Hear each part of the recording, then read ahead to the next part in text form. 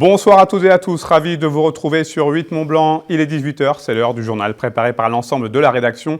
Voici les titres de ce lundi 22 mai 2023. Les dossiers chauds ne manquent pas en ce moment à Annecy, alors que le stationnement va très certainement devenir payant dans l'hypercentre entre midi et 14 h. La ville prévoit également une piétonisation de certains quartiers. Ces mesures qui visent à diminuer le nombre de voitures inquiètent et divisent. Et puis nous découvrons le cheerleading. Cette discipline venue tout droit des États-Unis est en plein essor en France. En Savoie, le club des Aigles de Chambéry performe, notamment chez les juniors, qualifiés pour la finale du championnat de France. Je vous disais en titre, la ville d'Annecy a dévoilé la semaine dernière les résultats d'une concertation de 4 mois sur les contours de la piétonisation du quartier des Haras. Un mobilier urbain revisité, des arbres plantés et des voitures effacées, le futur aménagement s'inscrit dans le cadre de la politique d'apaisement du centre-ville menée par la municipalité. Mais déjà, des riverains et des commerçants s'inquiètent quant à l'accessibilité des rues concernées par ces changements. Reportage signé Agathe Crinchamp.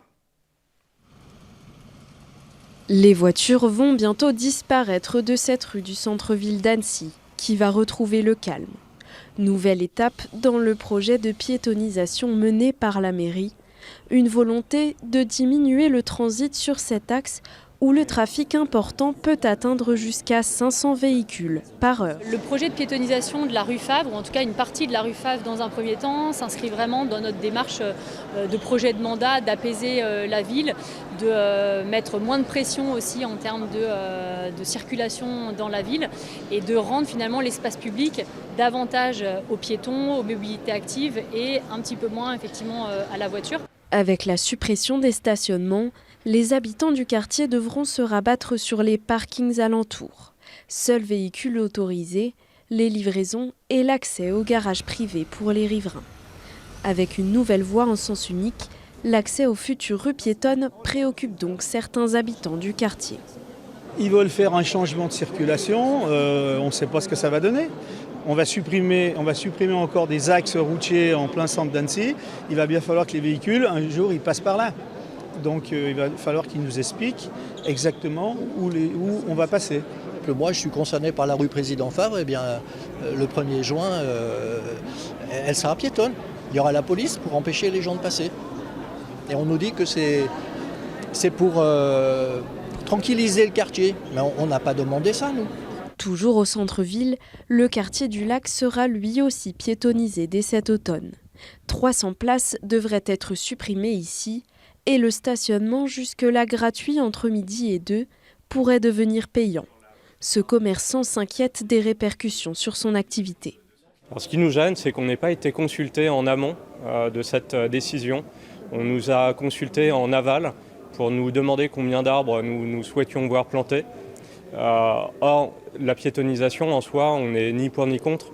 En revanche, s'il n'y a pas de solution alternative prévue en amont, si les places de stationnement supprimées ne sont pas remplacées, ne sont pas compensées, dans ces cas-là, on est contre.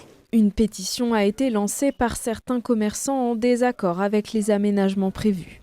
Ce lundi soir, une manifestation a eu lieu avant le conseil municipal qui doit entériner le projet.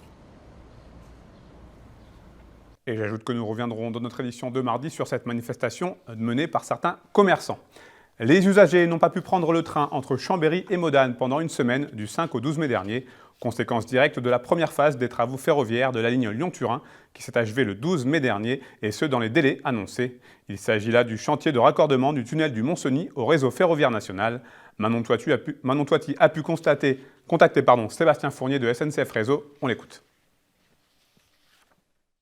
SNCF Réseau réalise à Saint-Jean-de-Maurienne, dans le cadre du projet de section transfrontalière porté par TELT, les travaux de l'interconnexion entre la ligne historique qui existe et la future ligne nouvelle. Notre projet est phasé en 5 phases qui s'échelonnent entre, grosso modo, phase opérationnelle 2019-2032.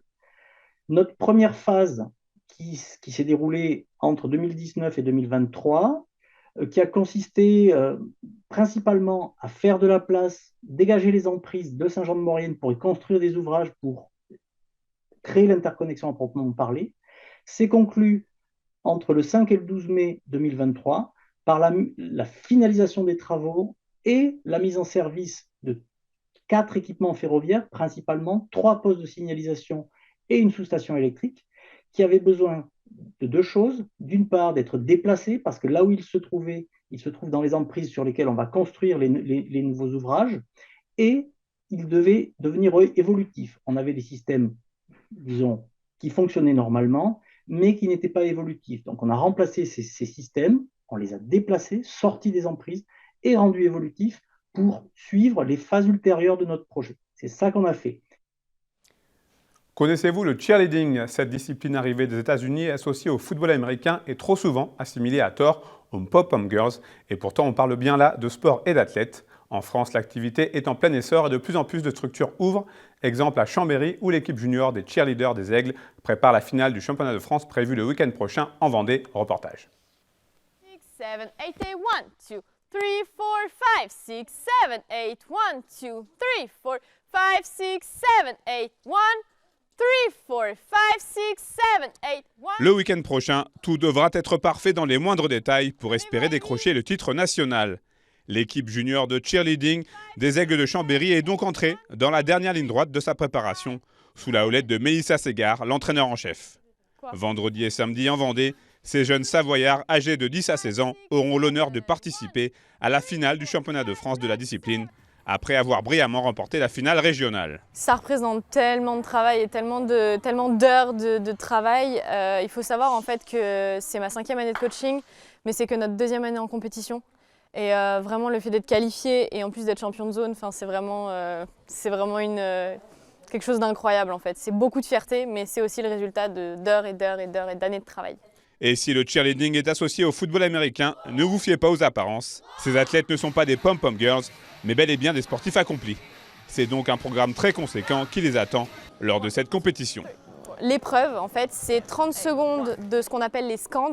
En fait, c'est une partie où on utilise les pompons, les pancartes, les drapeaux et les mégaphones pour encourager son équipe, donner ses couleurs et en fait, entraîner toute la salle avec des cris, avec des danses, etc. Pour se faire encourager. Ensuite, on a 30 secondes où on repose tout ça, on se met en place et on a 2 minutes 30 intenses de portée, de gymnastique, un petit peu de danse pour les faire respirer, 2 sauts et puis la position finale à la fin. Arrivé tout droit des États-Unis et récemment popularisé par une série documentaire, le cheerleading est en plein essor en France. À Chambéry, la section a été créée en 2013 et elle ne cesse de performer pendant que le nombre de licenciés augmente année après année. C'est ma sœur sur Instagram, elle a vu le compte des Aigles et avant je faisais de la gymnastique sauf que j'ai arrêté. Il y a plusieurs choses mélangées, il y a des portées, de la danse, de la gym, donc au sol avec des souplesses arrière, des rondades, etc. C'est que c'est intéressant, c'est qu'on apprend toujours de nouvelles choses et qu'on s'arrête jamais, qu'on peut évoluer. C'est pas compliqué d'évoluer, c'est assez difficile, il faut apprendre, il faut avoir de la force. C'est facile de se créer une cohésion d'équipe et il y a une bonne cohésion dans toutes les équipes du cheer. L'équipe junior des cheerleaders de Chambéry part donc à la conquête de l'Ouest, sans pression particulière, mais avec une profonde envie de prendre un maximum de plaisir. 5, 7, et ben voilà. Et on reste dans le domaine du football américain, cette fois-ci sur le terrain avec les Black Panthers de Thonon-les-Bains. Invaincus depuis le début de la saison, les Hauts-Savoyards se sont directement qualifiés pour les demi-finales du championnat de France de football US prévu le 17 juin prochain en s'imposant ce samedi à la Courneuve. Mais avant, un grand rendez-vous les attend le 3 juin avec un déplacement périlleux en Allemagne pour y défier Schwäbisch Hall en demi-finale de la Coupe d'Europe. Je vous propose d'écouter Benoît Sirouet, le président des Black Panthers, pour nous parler des objectifs de fin de saison du club chablaisien. Il répond aux questions de Lucas Ruche. C'est pour l'instant une saison parfaite puisque cette équipe est toujours invaincue, ce qui est assez rarissime, surtout dans 2 compétitions différentes. Donc on est plutôt satisfait et surtout avec le résultat de samedi dernier du côté du Flash de la Courneuve où ce match comptait énormément puisqu'il permettait d'avoir une place directe en demi-finale nationale. Donc avec cette victoire aujourd'hui, je dirais que nos objectifs primaires sont bien atteints et c'est de bon augure pour la suite. L'objectif numéro 1, c'est le championnat de France. C'est ce qui est le plus important pour nous. Je dirais que le championnat d'Europe, c'est au départ, on est parti dans cette compétition-là avec plutôt l'idée de se faire plaisir, de se mesurer au meilleur. Voilà, les résultats maintenant sont là, donc on va pas s'en plaindre. Mais bon, on se voile pas la face non plus en demi-finale européenne. On joue contre peut-être la meilleure équipe en Europe actuellement. Schwäbisch Hall, les unicornes allemands qui sont champions allemand en titre de première division et le dernier vainqueur de la compétition européenne. Donc là, on ne se met pas de pression, on va se déplacer en Allemagne et y jouer un vrai bon match de football contre ce qui se fait de mieux en Europe. Mais voilà, sans pression, c'est pas l'objectif numéro 1. L'objectif numéro 1, c'est bien de remporter ce championnat de France. En football, 5 jours après avoir battu le leader Havre, le FC Annecy se déplaçait à Niort ce samedi sur la pelouse du dernier de Ligue 2 de jeu. En seconde mi-temps, les Chamois niortais vont tout d'abord égaliser par Moataz Zemzemi à la 49e minute. Rate l'occasion sur ce pénalty à la 72e minute. Score final 2 buts partout. Annecy est ce soir 14e du classement avec 2 points d'avance sur Laval, 17e et premier relégable. C'est la fin de cette édition. Merci à vous pour votre fidélité à Information sur 8 Mont Blanc. Merci à toute l'équipe. Tout de suite, des nouvelles du temps avec la météo de Thierry Paune. Juste après, vous retrouverez une rediffusion de la partie de la rédac avec comme invité Sylvain Coutran, célèbre glaciologue. Passez une très belle soirée et prenez soin de vous et de vos proches. Je vous retrouve mardi, même endroit, même heure, pour un nouveau journal sur 8 Mont Blanc.